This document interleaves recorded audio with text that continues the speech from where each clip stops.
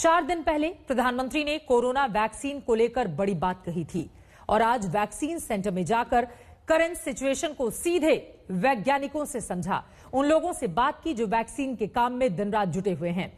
मोदी के दौरे से आज वैक्सीन पर क्या बड़ी बातें सामने आई हैं, पहले उसको बताती हुई एक रिपोर्ट देखिए। इसके बाद इस मुद्दे पर एक्सपर्ट डॉक्टर से भी लाइव चर्चा करेंगे, जिससे आपको वैक्सीन की प्रामाणिक और विश्वसनीय जानकारी मिलेगी। यह रिपोर्ट देखिए।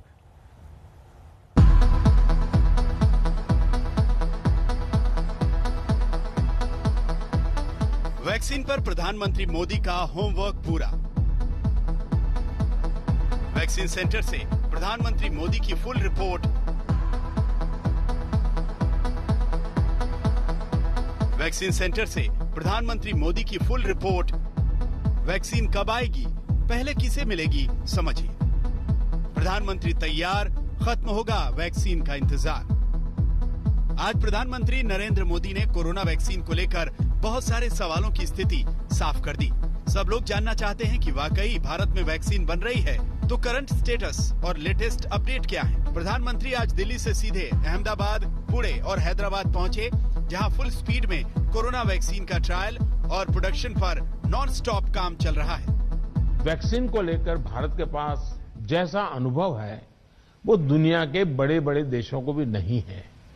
हमारे लिए जितनी जरूरी है स्पीड है, उतनी ही जरूरी है सेफ्टी भी है। भारत जो भी वैक्सीन अपने नागरिकों को देगा वो हर वैज्ञानिक कसौटी पर खरी होगी। आज इन तस्वीरों को देखकर कोरोना वैक्सीन पर चल रहे प्रयासों का पता देश को चला।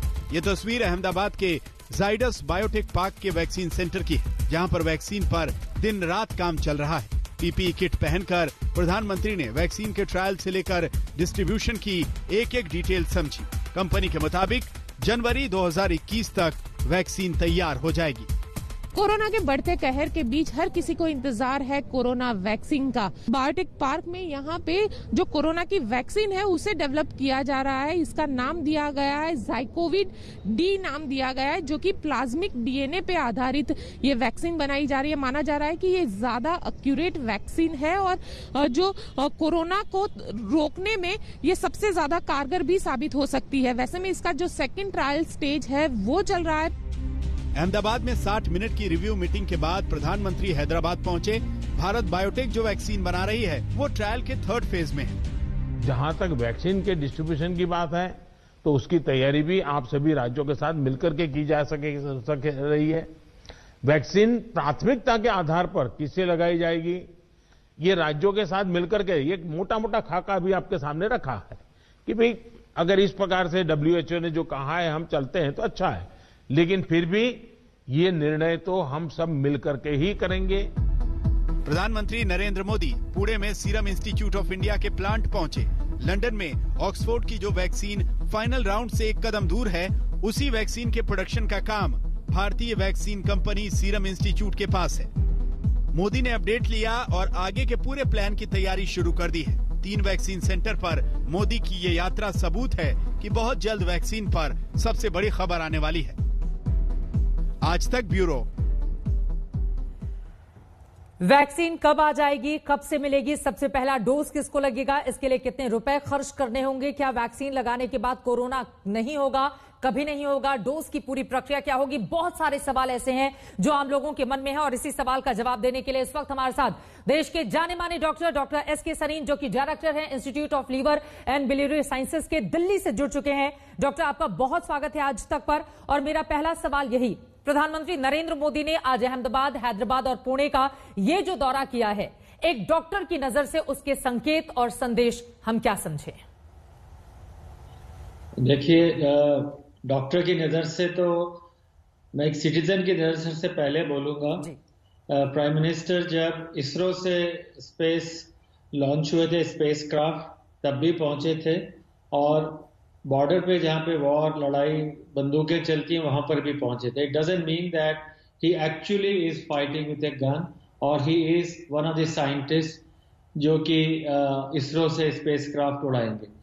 सिमिलरली यहां जाने से उनका सिर्फ दोनों जगह से मकसद था कि हाँ, वो सिर्फ टेक्निकल स्किल्स नहीं देखने जा रहे थे, कैपेबिलिटीज उनकी जो ड्राइव है लोगों की, और उसके अंदर जो श्रद्धा है काम में, उसमें क्या योगदान दे सकते हैं एज ए लीडर जो शुरू से फ्रंट लाइन से उसको ले जा सके। वही उन्होंने आज दोबारा से किया। भारत बायोटेक या सीरम इंस्टीट्यूट या जाइडस में जाकर के उन्होंने जो एक तरह से ये दिखाया है कि हाँ आप लोग करिए, मैं साथ हूं, अगर आपको 2 चीज चाहिए मैं 10 देने के लिए तैयार हूं। मेरे ख्याल से एक बहुत अच्छा ऐतिहासिक कदम है और बहुत कम कंट्रीज के अंदर लीडरशिप ने ये इनिशिएटिव लिया है जिससे कि कंट्री को, लोगों को और ऑफ कोर्स जो वर्कर्स वहां काम कर रहे हैं, साइंटिस्ट, उनको सबको बहुत भरोसा हो गया है। I think it's a very very very positive from a citizens point of view. बिल्कुल। From a doctors point of view I would certainly say कि जो उनके साथ एडवाइजर्स हैं, जो उनके साथ बाकी लोग गए हैं, या जो उनकी प्रॉब्लम्स की क्वालिटी एश्योरेंस की जो प्रॉब्लम्स है, मेरे ख्याल से उनके साथ जो इतने अच्छे एडवाइजर्स होंगे उन सब ने उसमें बहुत मदद की। और हम सब ने देखा कैसे वैज्ञानिकों की हौसला अफजाई करते हुए भी प्रधानमंत्री नरेंद्र मोदी नजर आए। जाहिर तौर पर कोरोना के इस काल में वैज्ञानिकों ने, डॉक्टर्स ने या फिर पूरे मेडिकल स्टाफ ने जिस तरह का काम किया है उसकी जितनी तारीफ की जाए उतना कम है। और यकीनन मौजूदा दौर की संजीवनी बूटी को ढूंढने में, खोजने में लगातार डॉक्टर्स की एक बड़ी टीम, वैज्ञानिकों की टीम लगी हुई है। अब मेरा अगला सवाल डॉक्टर सरीन आपसे ये है, वैक्सीन को लेकर आम लोगों के मन में बहुत सारे सवाल हैं। वैक्सीन कब तक आएगी, पहला सवाल। वैक्सीन के कितने डोज लगेंगे और हमारी जेब से कितने पैसे खर्च होंगे, इस सवाल का जवाब आप कैसे देंगे? पहले मैं बताना चाहूंगा कि वैक्सीन और दवाई में क्या अंतर है। जी। वैक्सीन जो है प्रिवेंशन के लिए है कि भाई मुझे जैसे पोलियो ना हो या मुझे टीबी या मुझे हेपेटाइटिस ना हो तो मैं पहले वैक्सीन ले लूंगा तो मुझे हेपेटाइटिस नहीं होगा या पोलियो नहीं होगा। और ड्रग्स जो हैं, जो ट्रीटमेंट हैं, वो सारे टीबी हो जाए या हेपेटाइटिस हो जाए या और कोई हो तो उसका ट्रीटमेंट देने के लिए होती है। नॉर्मली इमरजेंसी अप्रूवल्स जो दिए जाते हैं वो ड्रग्स के होते हैं। भाई ये बीमारी बहुत तेजी से है, इस बीमारी के अंदर ला इलाज है, मरीज मर जाएगा, तो इमरजेंसी अप्रूवल जो है जनरली, अब जैसे कोविड के मरीजों का ही था तो रेमडेसिविर की दवाई की उन्होंने जल्दी एक इमरजेंसी अप्रूवल दिया, या प्लाज्मा थेरेपी थी तो एफडीए ने अप्रूवल दिया, गवर्नमेंट ऑफ इंडिया ने भी अप्रूवल दिया और दिल्ली में एक प्लाज्मा बैंक शुरू हुआ। बिल्कुल। पर वैक्सीन के मामले में ये बहुत जरूरी है कि ये प्रिवेंटिव है, लोगों में कोरोना ना हो उसको बचाने के लिए। तो safety is our primary concern कि जिस आदमी को वैक्सीन मिले, और लाखों करोड़ों को वैक्सीन देने की बात हो रही है। बिल्कुल। और इसलिए मेरे विचार में सबसे इंपॉर्टेंट है सेफ्टी एज ए पैरामीटर। तो बहुत से लोग ये सोचेंगे कि हाँ भाई हम लगवा लें, पर जैसे कई ट्रायल्स के अंदर मरीजों को रोकना पड़ा। एक ट्रायल जो ऑक्सफोर्ड ट्रायल है उसके अंदर किसी मरीज को बहुत साइड इफेक्ट हुए, उसने क्लेम भी कर दिया कि भाई मेरे को 5 करोड़ का क्लेम दिया जाए। सही है गलत नहीं मालूम। इसी तरह से फाइजर का, इसी तरह से मॉडर्ना का, सारी वैक्सीन में थोड़े थोड़े हिकअप्स हैं और ये शुरू में होंगे और एक तरह से जरूरी हैं क्योंकि आप हेल्दी अनअफेक्टेड, जिनको इन्फेक्शन नहीं है उनको आप वैक्सीन दे रहे हैं। तो सेफ्टी शुड बी, और इसके जितने पैमाने हैं, और मैंने अभी ब्रीफली आपकी न्यूज अनाउंसमेंट में सुना कि प्राइम मिनिस्टर ने कहा जितने भी इसके जो पैमाने हैं वो सारे सेफ्टी के किए जाएंगे। तो मैं इस बात से बहुत खुश हूं। Safety is our first. पर मीडिया से, लोगों से बार बार कि कितनी जल्दी आएगी, मेरी सलाह है कि जल्दी ना करें। मेरी सलाह है कि हमें इसमें कोई रेस नहीं जीतनी है, हमें इसमें एक श्योर, सर्टेन, इफेक्टिव वैक्सीन लेनी है।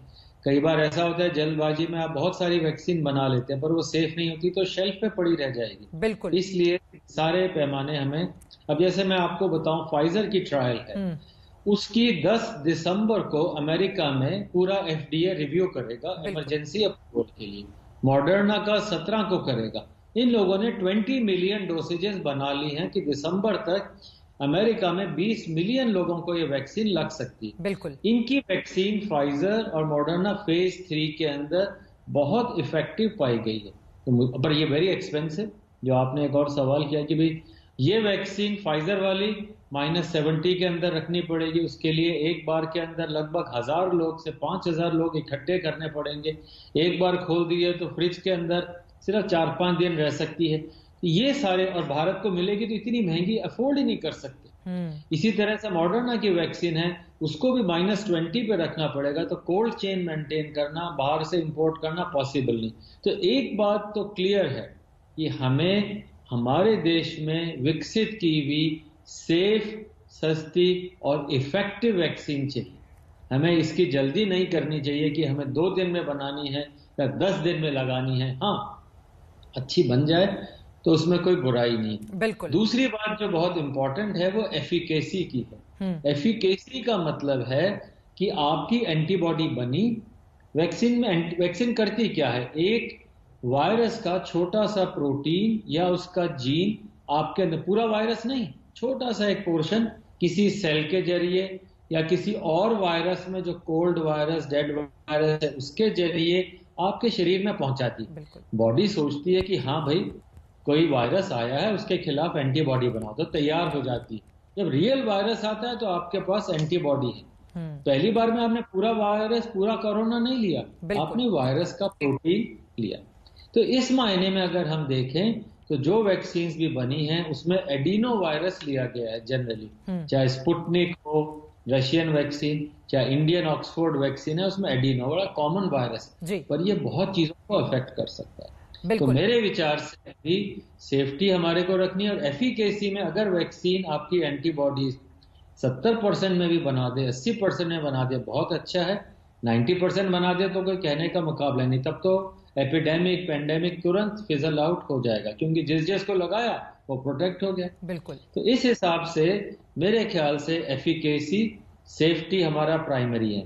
एक और बात है जी, एक और बात है इसमें कि वैक्सीन का स्टोरेज प्रॉपर होना चाहिए, वैक्सीन लगाने की सुविधाएं, और उस पर सारे पे भारत सरकार के अलग अलग लेवल के ऊपर काम हो रहे हैं।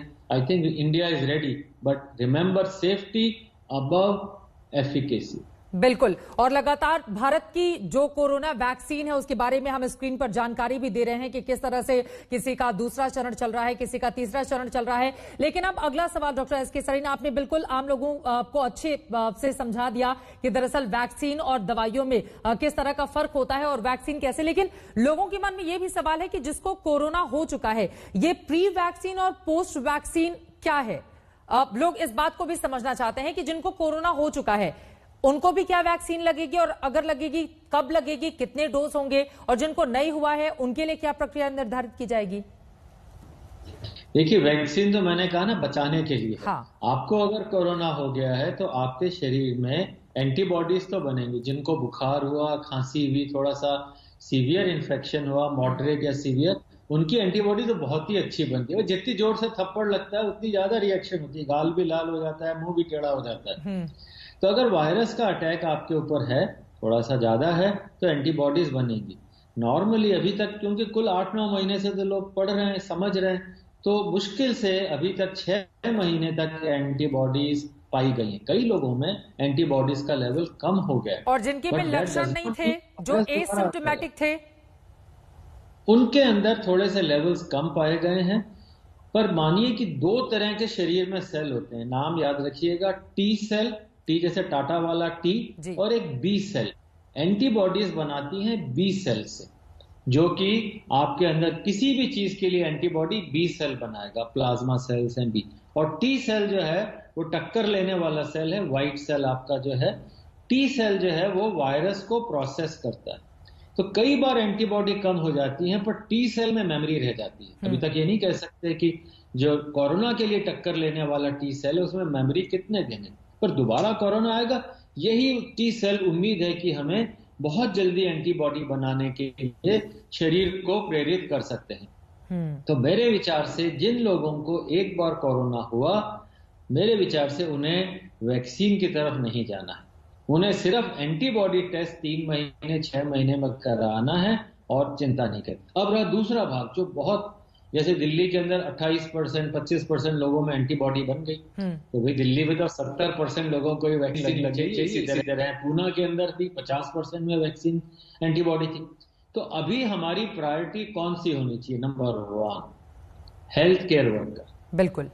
नंबर 2 पुलिस वाले, बस के कंडक्टर, या वो लोग जो कि डेली पब्लिक डीलिंग कर रहे हैं, उन लोगों के लिए मेरे विचार से there must be some committees who will be thinking but priority as a doctor, those who come in daily contact are exposed, उनको सबसे पहले प्रोटेक्शन देना चाहिए। बिल्कुल। जनरल आदमी को मेरे ख्याल से भागा दौड़ी करके वैक्सीन की नहीं करनी चाहिए। दूसरा, एल्डरली लोगों में वैक्सीन सिर्फ अभी मॉडर्ना या 2-3 वैक्सीन के अंदर ही अबव 65 में एफिकेसी पाई गई, थोड़ा ऑक्सफोर्ड वैक्सीन में भी पाई गई। तो एल्डरली लोगों के लिए vaccine should be A second priority, हालांकि वो ज्यादा एक्सपोज्ड है, पर जब तक वैक्सीन का डेटा ये ना बताए कि बच्चों में और बुजुर्गों के अंदर वैक्सीन इफेक्टिव है, मेरे ख्याल से थोड़ा सा सब्र करना चाहिए। वो वैसे भी घर में रखना, उन्हें स्कूल खुलने नहीं है, घर से बुजुर्गों को जाने नहीं देना, तो मेरे विचार से उनको थोड़े समय after 1 or 2 months we should take them on priority। ये महत्वपूर्ण बात है आपने बताई है, लेकिन ऐसे भी बहुत सारे लोग हैं जो पुरानी दूसरी बीमारियों से ग्रसित हैं, जिनको लेकर खतरा कहा जा रहा है कि कोरोना का ज्यादा है, और ऐसे में उनको बहुत ज्यादा एहतियात बरतने की सलाह भी दी जा रही है। तो उनको अगर वैक्सीन लगाने की बात आती है तो क्या वो बिल्कुल आराम से, उनको किसी भी तरह की कोई दिक्कत नहीं होगी, वो बिल्कुल आराम से कोरोना की वैक्सीन लगा सकते हैं, या फिर इसके कुछ साइड इफेक्ट भी हो सकते हैं? देखिए, वैक्सीन की जब भी ट्रायल्स की जाती हैं, फेज 1 और फेज 2 में तो 18 साल से 50-60 साल तक के लोगों में होती है, हेल्दी लोगों में, यंग वॉलंटियर्स में होती है। फेज 3 में जाकर के धीरे धीरे उसका स्कोप बढ़ाया जाता है हर तरह के। तो मेरे ख्याल से भी इस तरह के लोगों के अंदर डेटा बहुत कम है जिसके अंदर की कोई और बीमारी जैसे कैंसर वगैरह है। मैं उसके बारे में नहीं बता पाऊंगा, पर कॉमन सेंस के हिसाब से ये वैक्सीन दी जा सकती है, और इसमें पर चूंकि कई एडिनो वायरस वगैरह स्टिमुलेट भी हो सकते हैं, तो आई डू नॉट थिंक जिनको कीमोथेरेपी चल रही है उनके लिए जरूर रेस्ट्रिक्शन में एडवाइस करूंगा, पर जिनकी स्टेबल कैंसर है उनके लिए मेरे ख्याल से वैक्सीन लगाई जा सकती है। ये बहुत महत्वपूर्ण जानकारी आपकी ओर से दी गई है। बहुत शुक्रिया हमारे साथ जुड़ने के लिए और आज तक पर ये जानकारी देने के लिए। डॉक्टर एसके सरीन को आप सुन रहे थे। एक एक बात इस वैक्सीन को लेकर, जिस वैक्सीन का इंतजार न सिर्फ हिंदुस्तान, पूरी दुनिया कर रही है। उन्होंने विस्तार से जानकारी दी कि किसको पहले लगेगी वैक्सीन, की क्या पूरी प्रक्रिया होती है, डोजेस कितने होते हैं, और यकीनन आपके मन में जितने भी सवाल चल रहे होंगे उन तमाम सवालों का जवाब हमने लेने की कोशिश की है डॉक्टर सरीन से। और अब आगे बढ़ते हुए आपको बताते चले, कोरोना वैक्सीन की तैयारियों पर देश के सबसे बड़े अस्पताल एम्स के निदेशक रणदीप गुलेरिया ने आज तक से एक्सक्लूसिव बातचीत की थी, वो सुनाएंगे आपको। लेकिन उसके पहले आपको लेकर चलते हैं पुणे, जहां पर प्रधानमंत्री नरेंद्र मोदी पहुंचे हुए थे। वहां से उन्होंने फिलहाल राजधानी दिल्ली के लिए टेक ऑफ कर दिया है, और वहां के साइंटिस्ट की ओर से जानकारी दी जा रही है। Different levels of infrastructure India has for the different vaccines that could be launched or looked at in the next coming months. Next question is from Sneha Mordani from CNN News 18. Can you please confirm, is Serum planning to conduct additional trials post the recent results which have been announced by AstraZeneca? No, because, at the moment, the trials are more than enough for the efficacy. Of course, there was a bit of confusion in the communication, which will be explained in the coming days, but that's not going to affect the emergency use licensure in the UK and should not affect it in India at all. What we're talking about maybe looking at doing, not yet, but maybe in the future, is trials, for the under 18 age group, which we may have to do after a few months when it's proven in adults. And that's the same thing for all the vaccine candidates made by even the US and European companies, because first you have to establish safety in adults and then go into children below the age of 18. So if at all anything, we might look at doing further studies for that age group only later on. Thank you. The next question is from Ridhima Kaul from Hindustan Times, Delhi. As you have earlier mentioned that Serum Institute has already stockpiled more than 40 million doses at risk manufacturing. Can you give us the ballpark figure in terms of how many doses have already been made beyond that? So that was a very current and recent figure. I think that's only 10 days old. So as I mentioned, we're producing 50-60 million doses a month. And after January, February, that will be scaled up to 100 million doses per month. So it'll come out in that level. Thank you. The next question is from Sudipta from Pune Mirror. What is the nature of discussion Serum is currently having with the government? Were there any curiosity about from the Prime Minister, or I think it is a repeat question, but what is the nature of discussion that Serum is having currently with the government at this point of time? As I mentioned earlier, we're talking about how to distribute it, where to distribute it with the government. And also, we've indicated a price which is affordable to everybody and accessible to everybody. So at the moment, till we get the emergency use licensure, we probably won't be able to comment on how many doses will go where. So as I said, we have to wait for a few weeks for that to happen. But I think everybody is aware that the Ministry of Health wants 300 to 400 million doses by July 2021. So we're trying to get to that target. Next question is from Maharashtra Times, Pune. After the recent trials results which have been announced, will we expect any kind of delay in terms of the initial doses delivery to India and other countries? No, I don't suspect any delay in the sense that, the stockpiling and manufacturing is continuing irrespective. So even if the approval comes maybe 2 weeks later or something like that, at the end point, it shouldn't make a lot of difference to the delivery and the quantum of doses that we'll be able to distribute to the public. Thank you. And the next question is from Minakshi from Pioneer newspaper, Delhi. Can you please explain the benefits of the Covishield vaccine? Will it reduce the mortality and in what ratio? So this vaccine is a very good one because in the trial, not only did we get a good efficacy result, but also reduce the hospitalizations by 60%. So there was 0 hospitalizations for everyone who took this vaccine, which is great news. What it reduced by 60% is the virus in your system. So, there are vaccines that protect you, but you can still transmit the virus to others and infect others because you have a part of that in your system when you're infected. But what we found with Covishield is that in the trials globally is that there were 0 hospitalizations, which means that even if you do get infected, you're not going to have a severe attack.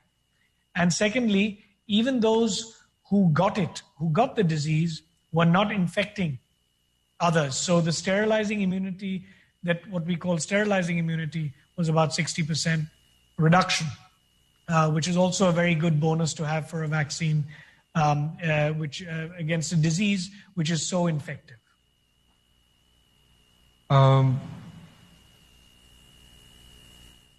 Just a second.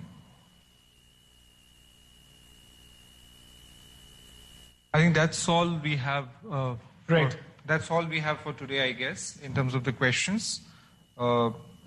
Thank you so much once again. If you would like to make any closing statement. No, I thank you all. And, I think I'll just end by saying that in a world today where everyone is questioning vaccines and vaccine hesitancy, we should collaborate together and the media.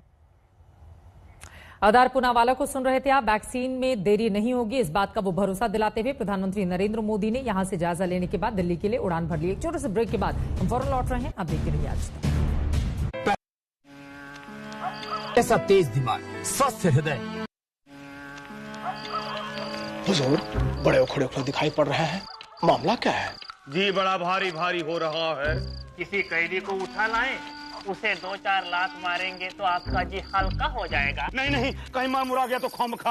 हुजूर, कीड़े मकोड़े हैं। पगले, आज तक वालों ने हमारे खिलाफ काउंटर एनकाउंटर कर दिया है। पता लगा लिया है कि कल एनकाउंटर में मारे गए लोग नामी डकैत नहीं, बल्कि मासूम, बेनाम और अनजान दर्जी, तांगे वाला और रसोईया थे। और ये कि इस साजिश में मुरारी भी मेरे साथ शामिल था। हाँ, मुरारी बोलती क्यों बंद हो गई? पोपट जब आंखें खुलती है तो बोलती बंद हो ही जाती है। मैं सरकारी गवाह बन जाऊंगा। मैं भी। और मैं। आंखें खोल दे, आज तक सबसे तेज।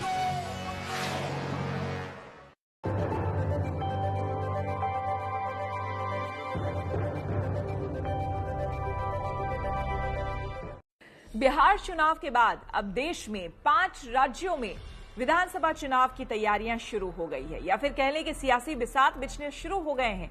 चुनाव होना है 2021 में। कौन कौन से वो राज्य हैं आपको बता दें। बंगाल, असम, पुडुचेरी जो कि केंद्र शासित राज्य है, केरल, तमिलनाडु, ये वो राज्य हैं जहां पर 2021 में विधानसभा चुनाव होने वाले हैं। इन राज्यों में एक राज्य में सरकार है कांग्रेस की, तो एक राज्य में सरकार है बीजेपी की। बंगाल की बात करें तो वहां टीएमसी का कब्जा है और केरल में लेफ्ट का दबदबा है। कोरोना वायरस के संक्रमण के बीच बिहार विधानसभा चुनाव एक तरह से शांतिपूर्वक निपट गया। एनडीए की सरकार बनी, नीतीश कुमार ने यहां पर सरकार बनाई है। लेकिन अब अगला चुनाव यानी कि पश्चिम बंगाल में चुनाव होने वाला है और उसके साथ ही साथ देश के और 5 ऐसे राज्य हैं जहां पर 2021 में चुनाव होने वाले हैं विधानसभा के, जिसकी सियासी बिसात बिछनी शुरू हो गई है। आइए आपको बताते हैं किस पार्टी की साख किस राज्य में दांव पर लगी हुई है। सबसे पहले बात करते हैं पश्चिम बंगाल की। पश्चिम बंगाल में अगले साल के शुरुआत में ही विधानसभा चुनाव होने वाले हैं। यहां पर 10 सालों में ममता बनर्जी की ही सरकार है। आपको बता दें 2016 में जो विधानसभा चुनाव हुए थे उसमें टीएमसी 211 सीटें जीतने में कामयाब रही थी, जबकि बीजेपी को महज 3 सीटों पर ही जीत मिली और कांग्रेस ने 44 सीट अपने नाम किए थे। जबकि अगर अन्य दलों की बात करें तो अन्य दलों ने 10 सीटों पर जीत हासिल की थी। और अब बात असम की, जहां पर अगले साल अप्रैल मई के महीने में विधानसभा चुनाव होने वाले हैं। असम में पिछले 5 सालों से एनडीए की सरकार है। यहां पर बीजेपी के नेता सर्बानंद सोनोवाल मुख्यमंत्री हैं। 2016 की अगर हम बात करें तो 2016